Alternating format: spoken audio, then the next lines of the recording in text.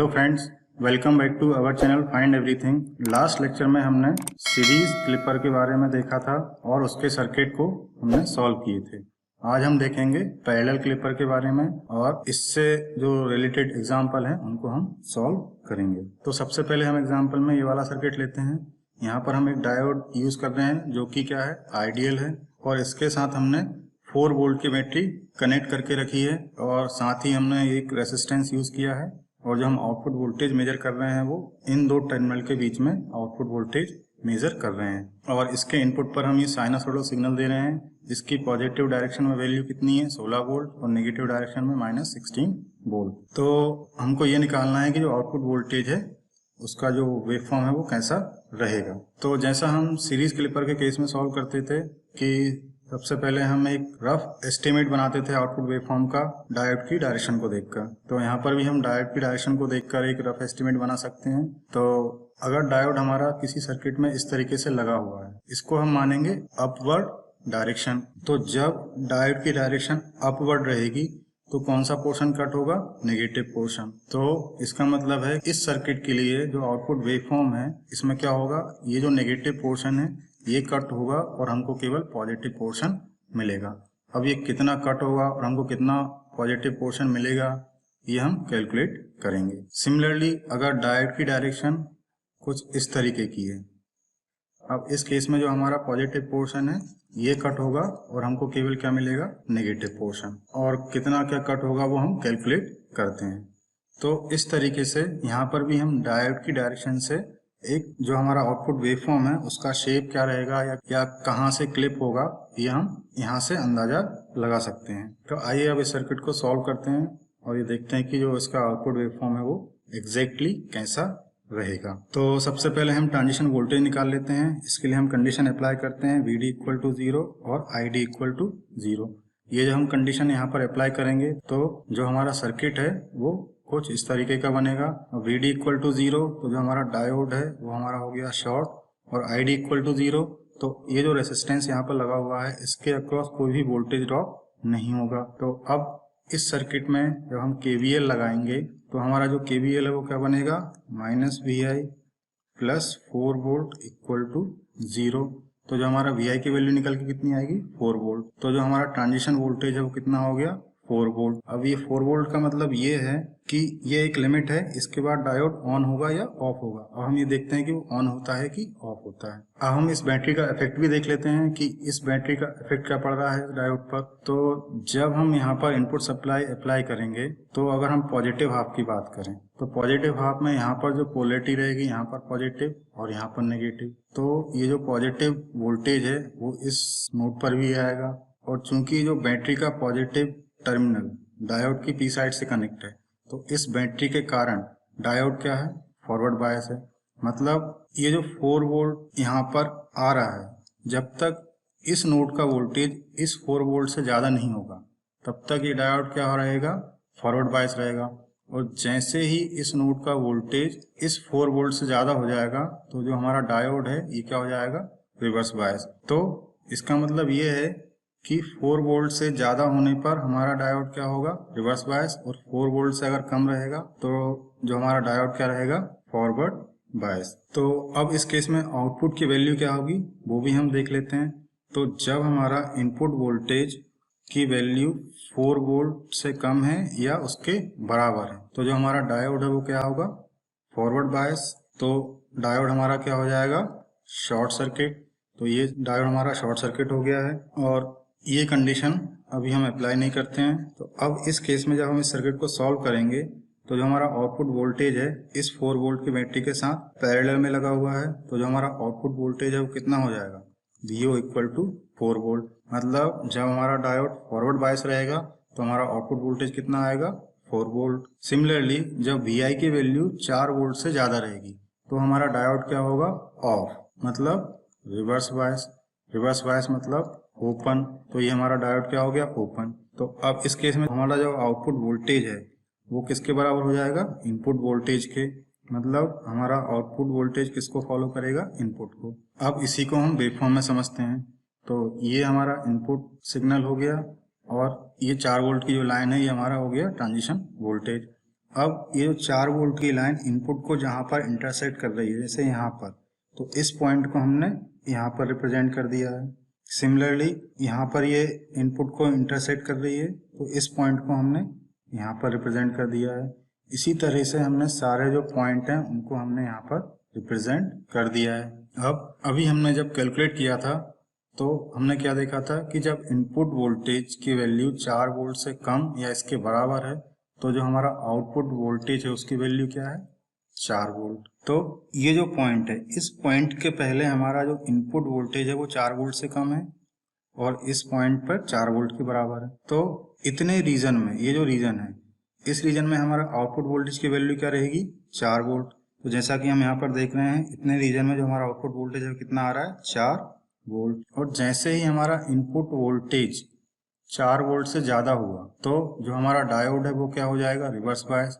और reverse bias मतलब open, तो जो हमारा आउटपुट वोल्टेज है किसके बराबर होगा, इनपुट के बराबर। तो जैसा कि हम यहाँ पर देख रहे हैं कि 4 वोल्ट के बाद जो हमारा आउटपुट है वो क्या कर रहा है, इनपुट जो हमारा वेव है उसको फॉलो कर रहा है या उसके बराबर उसकी वैल्यू आ रही है, जैसा कि हम यहाँ पर देख रहे हैं। अब इस पॉइंट के बाद जो हमारा इनपुट वोल्टेज है ये फिर से 4 वोल्ट से कम हो गया और ये नेगेटिव हाफ में पूरा 4 वोल्ट से कम ही है। तो जो हमारा इस रीजन में, इस पॉइंट से लेकर इस पॉइंट तक हमारा जो आउटपुट वोल्टेज है वो कितना रहेगा, 4 वोल्ट पर कांस्टेंट रहेगा, जैसा कि हम यहाँ पर देख रहे हैं।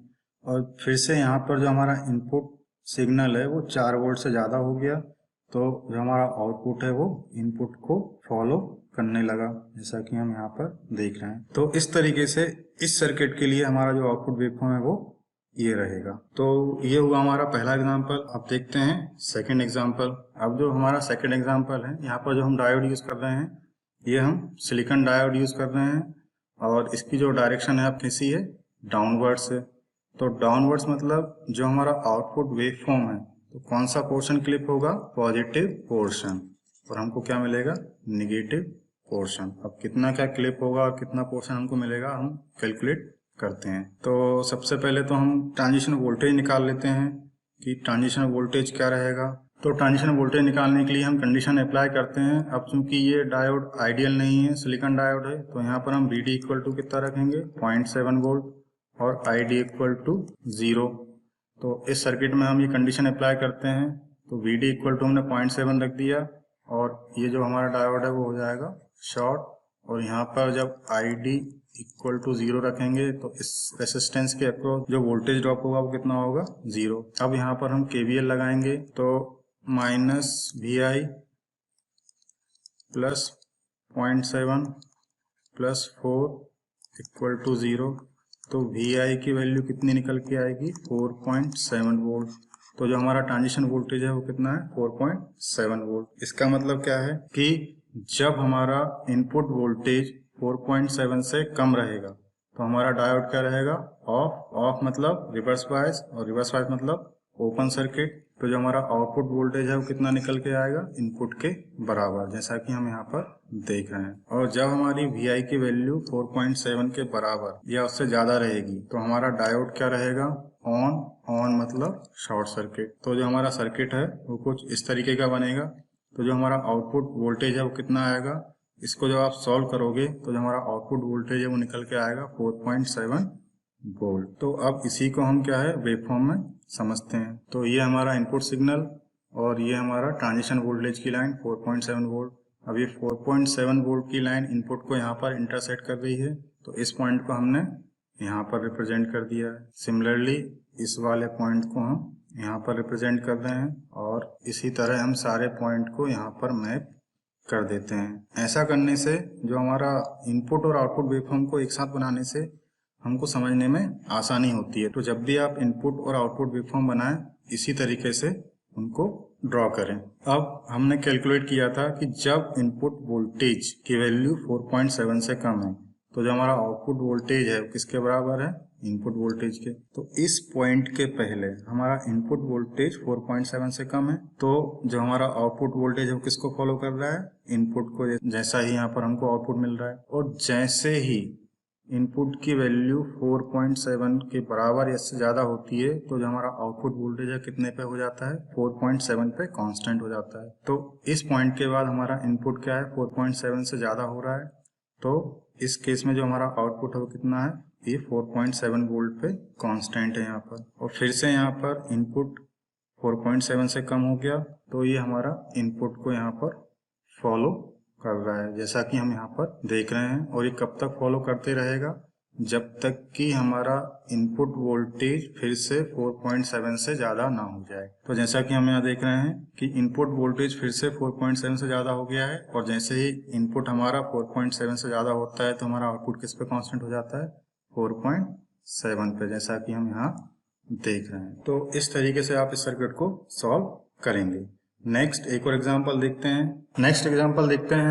एग्जांपल 3। यहाँ पर हमने साइनोसॉइडल इनपुट की जगह ट्रायंगुलर वेव ली है, जिसकी मैक्सिमम वैल्यू कितनी है, पॉजिटिव डायरेक्शन में +20 वोल्ट और नेगेटिव डायरेक्शन में -20 वोल्ट। और यहाँ पर भी हम डायोड कौन सा यूज कर रहे हैं, सिलिकॉन डायोड, और जिसके सीरीज में हमने एक बैटरी लगा कर रखी है 5 वोल्ट की, और एक रेसिस्टेंस यूज कर रहे हैं 1 किलो ओम का, और इसका हमको आउटपुट निकालना है। तो सबसे पहले हम एक रफ एस्टिमेट बनाते हैं। तो जैसा कि हम यहाँ पर डायोड की डायरेक्शन देख रहे हैं, डायोड की डायरेक्शन क्या है, डाउनवर्ड है। तो डाउनवर्ड मतलब कौन सा पोर्शन क्लिप होगा, पॉजिटिव पोर्शन। तो अब हमको एक रफ एस्टिमेट पता चल गया है कि यहाँ पर हमको पॉजिटिव पोर्शन क्लिप होगा, कितना क्लिप होगा, और हमको नेगेटिव पोर्शन कितना मिलेगा, ये अब हम कैलकुलेट करेंगे। तो इसके लिए हम सबसे पहले ट्रांजिशन वोल्टेज निकाल लेते हैं। तो ट्रांजिशन वोल्टेज निकालने के लिए हम कंडीशन अप्लाई करते हैं, VD = 0.7 वोल्ट और ID = 0 एम्पियर। तो ये कंडीशन अप्लाई करने के बाद जो हमारा सर्किट है इस तरीके का बनेगा। हमने डायोड को 0.7 वोल्ट की बैटरी से रिप्लेस कर दिया है, और यहाँ पर करंट की वैल्यू 0 है, तो इस रेसिस्टेंस के अक्रॉस कोई भी ड्रॉप नहीं होगा। तो अब इस केस में हम यहाँ पर KVL लगाएंगे। तो KVL जो इक्वेशन बनेगी वो ये बनेगी, और इसको सॉल्व करने पर जो हमारा ट्रांजिशन वोल्टेज है ये कितना आएगा, -4.3 वोल्ट। तो ये हमने ट्रांजिशन वोल्टेज निकाल लिया है। अब हम देखते हैं कि डायोड कब ऑन होगा और कब ऑफ होगा। तो सबसे पहले देखते हैं कि जो हमारा पॉजिटिव हाफ है, मतलब 0 से T/2, तो 0 से T/2 में ये 0 और ये हमारा T/2। तो 0 से T/2 में क्या होगा, यहाँ पर जो पोलैरिटी आएगी, यहाँ पर पॉजिटिव और यहाँ पर नेगेटिव। तो अगर हम यहाँ पर डायोड को कनेक्ट करें, डायोड ऐसा लगा था हमारा, तो ये डायोड का P साइड था और ये डायोड का N साइड था। तो जब हम पॉजिटिव हाफ में यहाँ पर इनपुट देंगे तो यहाँ का जो वोल्टेज है कितना रहेगा, पॉजिटिव। तो ये जो पॉजिटिव वोल्टेज डायोड के P साइड से कनेक्ट होगा, तो डायोड क्या होगा, फॉरवर्ड बायस। मतलब 0 से T/2 में हमारा डायोड क्या रहेगा, फॉरवर्ड बायस। और फॉरवर्ड बायस में डायोड क्या हो जाता है, शॉर्ट। तो इसको हमने यहाँ पर शॉर्ट से रिप्लेस कर दिया है। अब चूंकि ये जो डायोड है क्या है, सिलिकॉन डायोड है, तो फॉरवर्ड बायस कंडीशन में हम इस डायोड को किससे रिप्लेस कर देते हैं, यहाँ पर 0.7 वोल्ट की बैटरी से। तो अब इस केस में जो आउटपुट है वो कितना रहेगा, तो यहाँ पर हम KVL लगाते हैं और इसको सॉल्व करते हैं। तो KVL लगाने पर जो इक्वेशन बनेगी, यहाँ पर +5 -0.7 और +VO। तो जब आप इसको सॉल्व करोगे तो जो आउटपुट वोल्टेज है वो निकल के कितना आएगा, -4.3 वोल्ट। मतलब जब हमारा डायोड फॉरवर्ड बायस रहेगा तो जो हमारा आउटपुट वोल्टेज है वो कितना रहेगा, -4.3 वोल्ट। अब देखते हैं कि रिवर्स बायस कब होगा और आउटपुट वोल्टेज की वैल्यू क्या रहेगी। तो जब हम यहाँ पर इस सर्किट में यहाँ पर नेगेटिव साइकिल की बात करें, तो जब हम इस सर्किट पर नेगेटिव साइकिल अप्लाई करेंगे तो यहाँ का जो पोलैरिटी है, यहाँ पर क्या रहेगा, नेगेटिव, और यहाँ पर क्या रहेगा, पॉजिटिव। तो इस पॉइंट का जो वोल्टेज है वो क्या रहेगा, नेगेटिव पोटेंशियल पे रहेगा। और इस जो नोड का पोटेंशियल है वो कितना है, -4.3 है, जैसा कि अभी हमने कैलकुलेट किया था ट्रांजिशन वोल्टेज। तो जब इस नोड का वोल्टेज इस -4.3 से भी कम हो जाएगा तब डायोड हमारा क्या होगा, रिवर्स बायस। तो जब हमारा इनपुट वोल्टेज -4.3 से कम होगा तो डायोड हमारा हो जाएगा रिवर्स बायस। और रिवर्स बायस में हमको पता है कैसे काम करता है, ओपन सर्किट की तरह। तो हमारा सर्किट है वो इस तरीके का बनेगा। तो जो हमारा आउटपुट वोल्टेज है वो किसके बराबर हो जाएगा, क्योंकि ये लाइन तो ओपन हो गई है, तो हमारा आउटपुट वोल्टेज किसके बराबर हो जाएगा, इनपुट वोल्टेज के बराबर। तो जो हमारा आउटपुट है वो कितना आएगा, इनपुट वोल्टेज के बराबर। अब इसी को हम वेवफॉर्म में समझते हैं। तो ये हमारा हो गया इनपुट सिग्नल, और ये हमने ट्रांजिशन वोल्टेज को यहाँ पर रिप्रेजेंट किया है -4.3। ये जो -4.3 है इस इनपुट को यहाँ पर इंटरसेक्ट कर रही है, और इस पॉइंट को हमने यहाँ पर रिप्रेजेंट किया है। सिमिलरली ये जो -4.3 की लाइन है इनपुट को यहाँ पर इंटरसेक्ट कर रही है और इस पॉइंट को हमने यहाँ पर रिप्रेजेंट किया है। ऐसे ही हम सारे जो पॉइंट हैं उसको हम यहाँ पर मैप कर देते हैं। अब हमने अभी कैलकुलेट क्या किया था, जब हमारा VI की वैल्यू -4.3 से ज्यादा या उसके बराबर है तो हमारा डायोड क्या रहेगा, फॉरवर्ड बायस। और इस केस में जो हमारा आउटपुट वोल्टेज है वो कितना निकल के आ रहा था, -4.3 वोल्ट। तो जैसा कि हम यहाँ पर देख रहे हैं, इस पॉइंट के पहले हमारा जो इनपुट है वो -4.3 से ज्यादा है इस पूरे रीजन में, यहाँ से लेके यहाँ तक। तो यहाँ से लेके यहाँ तक ये पूरा हमारा -4.3 से ज्यादा है। तो इस केस में जो हमारा आउटपुट वोल्टेज है वो कितने पर है, -4.3 पर है। जैसा कि हम यहाँ पर देख रहे हैं, हमको कितना आउटपुट मिल रहा है यहाँ पर, -4.3। और जैसे ही इस पॉइंट के बाद हमारा इनपुट -4.3 से कम हुआ तो हमारा जो डायोड है वो क्या होगा, रिवर्स बायस। और जो हमारा आउटपुट है वो किसको फॉलो करेगा, इनपुट को, या हमारा जो आउटपुट है वो इनपुट के समान ही रहेगा। तो इस पॉइंट के बाद जो हमारा आउटपुट है वो इनपुट के समान ही है, जैसा कि हम यहाँ पर देख रहे हैं। और फिर से इस पॉइंट के बाद जो हमारा इनपुट है -4.3 से ज़्यादा हो गया और इस पॉइंट तक -4.3 तक रहेगा, तो तब तक हमारा आउटपुट कितने पे कांस्टेंट रहेगा, -4.3। तो जैसा कि हम यहाँ पर देख रहे हैं, इस पूरे रीजन में हमको जो आउटपुट है वो कितना मिल रहा है, -4.3।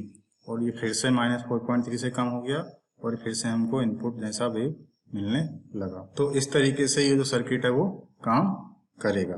तो अभी तक हमने जितने एग्जाम्पल देखे उसमें जो क्लिपिंग हुई है वो या तो हमने पॉजिटिव क्लिपिंग करी है या फिर हमने नेगेटिव क्लिपिंग करी है। अब क्या हो कि हमको पॉजिटिव क्लिपिंग और नेगेटिव क्लिपिंग दोनों एक साथ करनी है, तो ऐसा भी हम यहाँ पर कर सकते हैं।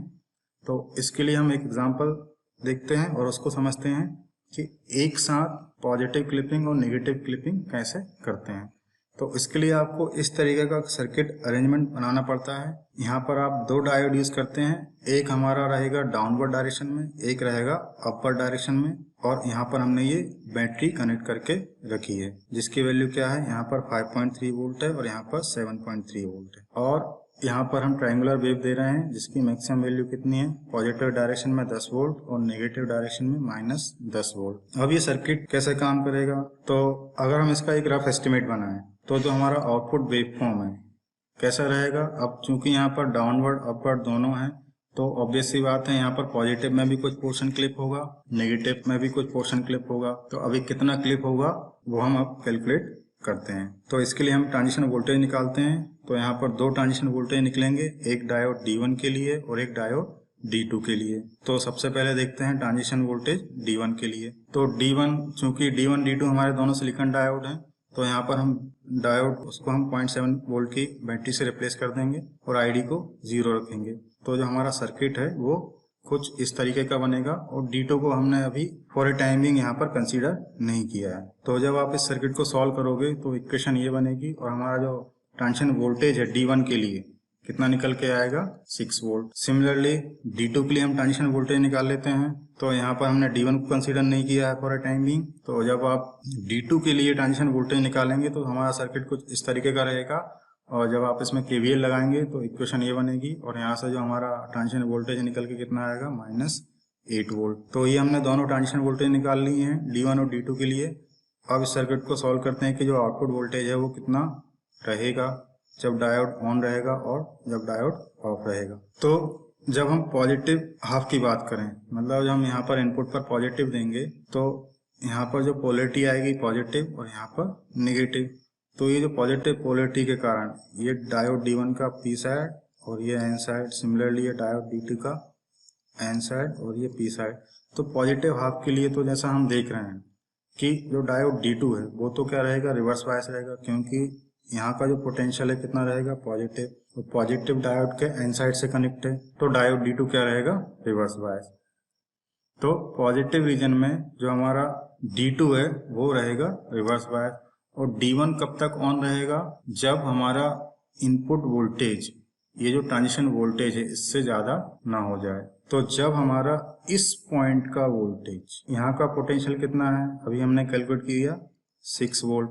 तो जब इस नोड का वोल्टेज 6 वोल्ट से ज़्यादा हो जाएगा तब हमारा डायोड क्या हो जाएगा, यहाँ पर ऑन हो जाएगा और इसको हम रिप्लेस कर देंगे 0.7 वोल्ट की बैटरी से। तो उस केस में आउटपुट क्या रहेगा, अब चूंकि ये तो हो गया है ऑफ तो ये हो जाएगा ओपन, तो इस ब्रांच का कोई मतलब नहीं है, ये ब्रांच हट जाएगा। तो जो हमारा आउटपुट वोल्टेज है अब कितने पर रहेगा, जब आप इस डायोड को 0.7 वोल्ट की बैटरी से रिप्लेस करोगे, ये डायोड को हमने रिप्लेस कर दिया 0.7 वोल्ट की बैटरी से। तो जब आप इसको सॉल्व करोगे, जब आप इस पूरे लूप में KVL लगाएंगे तो क्या बनेगा, -5.3 minus 0.7 plus VO equal to 0, और जब आप इसको सॉल्व करोगे तो कितना आएगा, 6 वोल्ट। तो जब हमारा D1 ऑन रहेगा तो हमारा आउटपुट वोल्टेज कितने पे कांस्टेंट रहेगा, 6 वोल्ट। और जब हमारा VI की वैल्यू 6 वोल्ट से कम रहेगी तो ये दोनों डायोड क्या रहेंगे, रिवर्स बायस, और रिवर्स बायस मतलब ओपन सर्किट। तो ये दोनों ब्रांच हट जाएंगी, तो जो हमारा आउटपुट वोल्टेज है किसके बराबर हो जाएगा, इनपुट वोल्टेज के। तो जैसा कि हम यहाँ पर देख रहे हैं। सिमिलरली नेगेटिव रीजन में हम देखें तो नेगेटिव रीजन में क्या होगा, यहाँ पर आएगा नेगेटिव पोलैरिटी और यहाँ पर पॉजिटिव। तो इस नेगेटिव पोलैरिटी के कारण जो हमारा डायोड D1 है पूरे नेगेटिव हाफ में क्या रहेगा, रिवर्स बायस। और जो D2 है वो ऑन कब तक रहेगा, जब तक हमारा VI की value more negative than transition voltage, मतलब जो हमारा ट्रांजिशन वोल्टेज था उससे और ज़्यादा नेगेटिव ना हो जाए। और उसके बाद हमारा जो डायोड D2 है वो क्या होगा, ऑन होगा। मतलब अगर हम यहाँ का देखें, यहाँ का जो ट्रांजिशन वोल्टेज हमने कितना निकाला था, -8 वोल्ट। तो जब नेगेटिव हाफ में इस नोड का वोल्टेज इस -8 से ज़्यादा होगा तब ये जो डायोड है वो क्या रहेगा, ऑन होगा, या हम बोलें फॉरवर्ड बायस होगा। और जब हमारा डायोड D2 ऑन होगा तब उस केस में जो हमारा आउटपुट वोल्टेज कितना आएगा, -8 वोल्ट। और जब हमारा इनपुट वोल्टेज 8 वोल्ट से कम है तो जो हमारे दोनों डायोड हैं D1 और D2 दोनों क्या रहेंगे, रिवर्स बायस। रिवर्स बायस मतलब ओपन सर्किट, तो इसका कोई मतलब नहीं रहेगा। तो जो हमारा आउटपुट वोल्टेज है किसके बराबर रहेगा, इनपुट के बराबर, मतलब हमारा जो आउटपुट है वो इनपुट को फॉलो करेगा। अब इसी को हम वेवफॉर्म में समझते हैं। तो ये हमारा इनपुट वेवफॉर्म हो गया, ये हमारा 6 वोल्ट का लाइन हो गया, और सिमिलरली ये -8 वोल्ट का, और 6 वोल्ट की लाइन इनपुट को यहाँ पर इंटरसेक्ट कर रही है। तो इस पॉइंट को हमने यहाँ पर रिप्रेजेंट किया है। सिमिलरली यहाँ पर देखें तो ये जो पॉइंट है को हमने यहाँ पर रिप्रेजेंट किया है। इसी तरह से हमने जो -8 वोल्ट की लाइन है ये इनपुट को यहाँ पर इंटरसेक्ट कर रही है, तो इस पॉइंट को हमने यहाँ पर रिप्रेजेंट किया है। और सिमिलरली ये जो पॉइंट है इसको हमने यहाँ पर रिप्रेजेंट किया है। तो इस तरीके से तो सारे जो 6 वोल्ट और जो -8 वोल्ट की लाइन जहाँ जहाँ पर इनपुट को इंटरसेक्ट कर रही है उन सभी पॉइंट को हमने यहाँ पर मैप कर दिया। अब हमने क्या देखा था कि जब हमारा पॉजिटिव हाफ में, अभी हम इस रीजन की बात करेंगे 0 से T/2, जब हमारा इनपुट वोल्टेज की वैल्यू 6 वोल्ट से कम है तब हमारा डायोड D1 और D2 दोनों क्या थे, ऑफ। ऑफ मतलब रिवर्स बायस मतलब ओपन सर्किट। तो जो हमारा आउटपुट वोल्टेज था किसको फॉलो कर रहा था, इनपुट को। तो जैसा कि हम यहाँ पर देख रहे हैं इस पॉइंट के पहले हमारा इनपुट जो सिग्नल है उसकी वैल्यू 6 वोल्ट से कम है, तो जो हमारा आउटपुट वोल्टेज है वो इनपुट के बराबर है, जैसा कि हम यहाँ पर देख रहे हैं। और जैसे ही हमारा इनपुट वोल्टेज 6 वोल्ट से ज़्यादा हुआ, VI की वैल्यू 6 वोल्ट से ज़्यादा या इसके बराबर हुई, तो जो हमारा D2 है वो तो अभी भी रिवर्स बायस है, बट अब D1 जो है वो क्या हो गया है, ऑन हो गया है, मतलब शॉर्ट सर्किट। तो जो हमारा आउटपुट वोल्टेज है किस पे कांस्टेंट हो गया है, 6 वोल्ट पे। तो इस पॉइंट के बाद हमारा जो आउटपुट है कितना मिल रहा है हमको, 6 वोल्ट। और फिर से इस पॉइंट के बाद हमारा जो इनपुट सिग्नल है वो 6 वोल्ट से कम हो गया है, तो फिर से हमको यहाँ पर आउटपुट कैसा मिलने लगा है, इनपुट के जैसा, जैसा कि हम यहाँ पर देख रहे हैं। अब हम देखें नेगेटिव हाफ में, तो नेगेटिव हाफ में जब हमारा इनपुट वोल्टेज 8 वोल्ट से कम है तो जो हमारा आउटपुट वोल्टेज है किसके बराबर है, VI के बराबर है, क्योंकि जो दोनों डायोड हैं D1 एंड D2 दोनों क्या हैं, रिवर्स बायस। तो यहाँ पर हमको जो आउटपुट है वो कैसा मिल रहा है, इनपुट के जैसा, जैसा कि हम यहाँ पर देख रहे हैं। ये हमारा इनपुट है और इसी को ये फॉलो कर रहा है। और जैसे ही VI की वैल्यू 8 वोल्ट से ज़्यादा या इसके बराबर होती है तो जो हमारा डायोड D2 है ये हो जाता है ऑन और D1 तो ऑफ ही रहेगा। तो इस केस में जो हमारा आउटपुट वोल्टेज है कितना मिलेगा, -8 वोल्ट। जैसा कि हम यहाँ पर देख रहे हैं जो इनपुट है हमारा 8 वोल्ट से ज़्यादा हो गया है तो हमारा जो आउटपुट है कितने पे कांस्टेंट हो गया है, -8 वोल्ट पे। और इस पॉइंट के बाद फिर से जो हमारा इनपुट सिग्नल है वो 8 से कम हो गया है तो फिर से यहाँ पर ये इनपुट को फॉलो करेगा जैसा कि हम यहाँ पर देख रहे हैं। और फिर ये पॉजिटिव हाफ आ गया तो फिर से ये इनपुट को ही फॉलो करेगा और फिर से ये क्या हो गया, हमारा इनपुट वोल्टेज 6 वोल्ट से ज़्यादा हो गया तो फिर से यहाँ पर जो आउटपुट है हमको 6 वोल्ट मिलने लगेगा। तो इस तरीके से ये सर्किट बिहेव करेगा। तो यहाँ पर दो लेवल पर क्लिपिंग हो रही है, एक पॉजिटिव लेवल पर और एक यहाँ पर नेगेटिव लेवल पर। तो इस तरीके से हम क्लिपर सर्किट की हेल्प से जो हमारा वेवफॉर्म रहेगा उसके किसी भी पोर्शन को क्लिप कर सकते हैं। अब जो एग्जाम्पल हमने यहाँ पर देखे उन्हीं एग्जाम्पल को हम मल्टीसिम में इम्प्लीमेंट करते हैं और ये देखते हैं कि जो आउटपुट है वो कैसा आता है। तो आइए देखते हैं। तो सबसे पहले हम इस सर्किट को देखेंगे एग्जाम्पल 1 को और ये देखते हैं कि जो हमारा आउटपुट वेवफॉर्म है, जो इसका आउटपुट वेवफॉर्म आया था इस तरीके का आया था, ऐसा ही हमको मिलता है कि नहीं। तो हमने इस सर्किट को यहाँ पर मल्टीसिम में ऑलरेडी इम्प्लीमेंट करके रखा है। अब हम इसका आउटपुट चेक करते हैं। क्योंकि यह हमारे इतने लेक्चर हो गए हैं तो आपको सर्किट बनाना तो आ ही गया होगा मल्टीसिम में, इसलिए हमने यहाँ पर सर्किट ऑलरेडी बना के रखा है। अब हम इसको रन करेंगे और देखेंगे कि जो हमारा आउटपुट वेवफॉर्म है वो कैसा आता है। तो इसको हम रन करेंगे, ग्राफर पर जाएंगे तो जैसा कि हम यहाँ पर आउटपुट वेवफॉर्म पे देख रहे हैं, जो हमने थ्योरेटिकली इसका आउटपुट वेवफॉर्म निकाला था वो हमने ये निकाला था। इसको हम पॉज करते हैं और दोनों को कंपेयर करते हैं। तो जैसा ये हमारा इनपुट सिग्नल हो गया, सिमिलरली यहाँ पर ये हमारा ब्लू लाइन इनपुट सिग्नल हो गया। तो हमको आउटपुट कैसा मिल रहा था, यहाँ पर हमको ये 4 वोल्ट का कांस्टेंट वोल्टेज मिल रहा था और फिर ये इनपुट को फॉलो कर रहा है और ये फिर 4 वोल्ट पर कांस्टेंट। तो इस तरीके से हमको आउटपुट मिल रहा था। अब इसी को हम यहाँ पर देखते हैं। तो इसको हम थोड़ा अरेंज कर लेते हैं ताकि वैल्यू देखने में आसानी हो। तो यहाँ से जब आप जूम इन वर्टिकल ओनली करेंगे तो इसको ये वर्टिकली जूम करते रहेगा और ये है हमारा जूम इन हॉरिजॉन्टल ओनली, मतलब ये केवल हॉरिजॉन्टल में जूम करता है। तो इसको हम जब अरेंज करेंगे तो यहाँ से आपको वेवफॉर्म आसानी से और अच्छे से देखने को मिलेगी। तो जैसा कि हम यहाँ देख रहे हैं, यहाँ से हमको ये 4 वोल्ट कांस्टेंट वोल्टेज मिल रहा है और जैसे ही हमारा इनपुट सिग्नल 4 वोल्ट से ज़्यादा हुआ तो ये जो हमारा आउटपुट है वो इनपुट को फॉलो कर रहा है। जैसा कि हम यहाँ पर देख रहे हैं पूरा इनपुट को फॉलो कर रहा है और ये फिर जैसे ही हमारा इनपुट 4 वोल्ट से कम हुआ ये हमको यहाँ पर 4 वोल्ट पे कांस्टेंट मिलने लगा। तो जैसा हमने थ्योरेटिकली आउटपुट कैलकुलेट किया था वैसा ही हमको यहाँ प्रैक्टिकली देखने को मिल रहा है। तो ये है पहले एग्जाम्पल का रिजल्ट। नेक्स्ट हम देखते हैं सेकंड एग्जाम्पल। तो सेकंड एग्जाम्पल में हमने ये वाला सर्किट यूज किया था। तो सर्किट हमारा लगभग सेम है, बस हमको डायोड की डायरेक्शन चेंज करनी है। तो इस सर्किट को हम थोड़ा सा मॉडिफाई कर लेते हैं। तो इसको हम स्टॉप करेंगे, डिलीट, और इसको हम कर लेते हैं फ्लिप वर्टिकली और इसको हम फिर से यहाँ पर कनेक्ट कर देते हैं और ये देख लेते हैं इनपुट सिग्नल की वैल्यू कितनी थी। तो हमारा इनपुट था 8 वोल्ट का, तो यहाँ पर हम कर देते हैं इनपुट 8 वोल्ट और ओके। तो हमने ये इनपुट सिग्नल कर दिया 8 वोल्ट का और बैटरी 4 वोल्ट की और रेजिस्टेंस की वैल्यू हम कर देते हैं 2.2 किलो ओम। वैसे इससे ज़्यादा फर्क नहीं पड़ता है, बट जो हमने सर्किट यहाँ पर थ्योरेटिकली देखा था उसी को हम यहाँ पर एज इट इज इम्प्लीमेंट करते हैं। तो ये हमने 2.2 किलो ओम कर दी। तो ये हमारा सर्किट कंप्लीट हो गया है। अब इसको रन करते हैं और ग्राफर पर जाते हैं। तो जैसा कि हम यहाँ पर देख रहे हैं, ये जो हमारा आउटपुट वेवफॉर्म है जैसा हमने थ्योरेटिकली कैलकुलेट किया था वैसा ही हमको यहाँ पर मिल रहा है। ये हमको यहाँ पर जैसा हम यहाँ पर देख रहे हैं, ये 0 से स्टार्ट हो रहा है यहाँ पर और ये हमारा 4.7 पे कांस्टेंट है और फिर ये पूरा इनपुट को फॉलो कर रहा है। इसी को हम बड़ा करके देखते हैं। तो इसको स्टॉप करते हैं और इसको हम थोड़ा एनालिसिस करते हैं।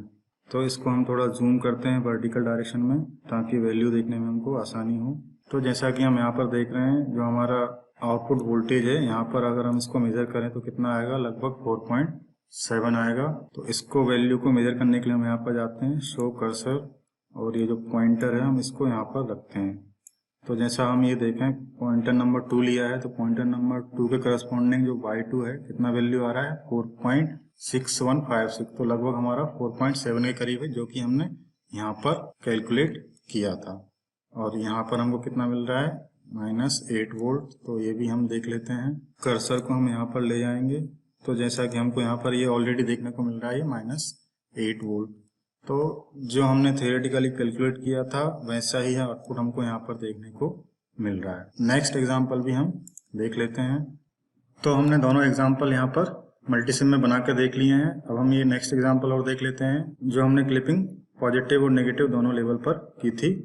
तो इस सर्किट को हमने यहाँ पर इम्प्लीमेंट कर लिया है और इनपुट सिग्नल हमारा 10 वोल्ट का था, तो हमने यहाँ पर ये 10 वोल्ट का सिग्नल दे दिया है। यहाँ पर हम साइनसॉइडल सिग्नल ही यूज कर रहे हैं, क्योंकि साइनसॉइडल सिग्नल के थ्रू इसका एनालिसिस करना इजी हो जाएगा, इसलिए हम यहाँ पर ट्रायंगुलर की जगह साइनसॉइडल सिग्नल यूज कर रहे हैं। ऐसा करने से फर्क कुछ नहीं पड़ेगा, केवल जो वेवफॉर्म है उसका शेप चेंज होगा, वैल्यू पर कुछ भी फर्क नहीं पड़ेगा।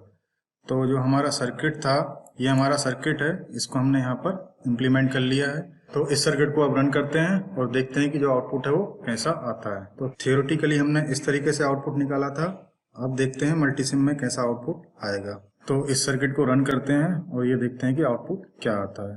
तो रन करेंगे और ग्राफर पे जाते हैं। तो जैसा कि हम यहाँ पर देख रहे हैं, जो हमने आउटपुट निकाला था वैसा ही हमको यहाँ पर आउटपुट मिल रहा है। यहाँ पर ये पॉजिटिव लेवल पर क्लिपिंग हुई है और यहाँ पर ये नेगेटिव लेवल पर क्लिपिंग हुई है। अब कितना क्लिपिंग हुई है वो भी हम देख लेते हैं। यहाँ पर जो हमने वैल्यू निकाली थी, यहाँ पर हमारा आ रहा था 6 वोल्ट और यहाँ पर 8 वोल्ट। तो यहाँ पर देखते हैं कि इसकी वैल्यू कितनी है। तो इसको हम स्टॉप करते हैं और इसको हम थोड़ा एडजस्ट करते हैं। यहाँ से हम वर्टिकल जूम करेंगे। तो जैसा कि हम यहाँ पर देख रहे हैं कि हमको यहाँ पर पॉजिटिव हाफ में कितना 6 वोल्ट मिल रहा है और ये नेगेटिव हाफ में, जैसा हम यहाँ पर देख रहे हैं, -8 वोल्ट। तो जो हमने थियोरेटिकली कैलकुलेट किया था वैसा ही आउटपुट हमको यहाँ पर भी मिल रहा है। तो इस तरीके से आप यहाँ पर पैरेलल क्लिपर हो या सीरीज क्लिपर हो, कोई सा भी क्लिपर आप मल्टीसिम में इम्प्लीमेंट करके देख सकते हैं और उसके आउटपुट को यहाँ से वेरीफाई कर सकते हैं। तो ये था हमारा पूरा क्लिपर सेक्शन। लास्ट लेक्चर में हमने सीरीज क्लिपर कवर किया था और आज के लेक्चर में हमने पैरेलल क्लिपर। तो ये एक बहुत ही इम्पोर्टेंट टॉपिक है, इसे आप कॉम्पिटिटिव एग्जाम के नज़रिए से भी अच्छे से प्रिपेयर करें। तो यहाँ पर हमने क्लिपर को डिटेल में कवर किया है ताकि आपको कोई सा भी क्वेश्चन करने में दिक्कत ना आए। नेक्स्ट लेक्चर में हम क्लैंपर के बारे में देखेंगे और उसको हम मल्टीसिम में इम्प्लीमेंट भी करके देखेंगे। तो फ्रेंड्स, अगर आपको वीडियो अच्छा लगा हो तो लाइक करें, शेयर करें और बेल आइकन पर क्लिक करना ना भूलें ताकि लेटेस्ट वीडियो की अपडेट सबसे पहले आपको मिले। Thank you friends.